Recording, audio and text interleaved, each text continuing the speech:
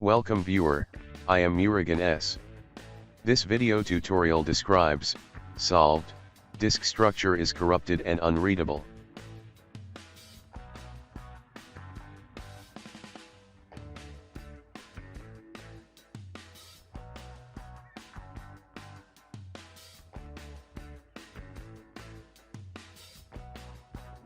Type CMD in Windows search bar.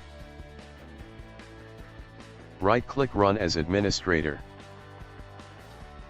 Type CHKDSK, /F/X/R,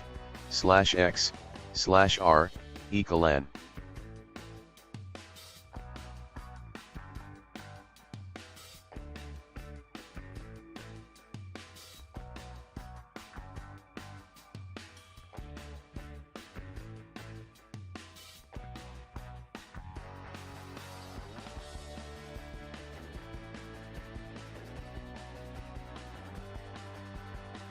Type exit from command prompt.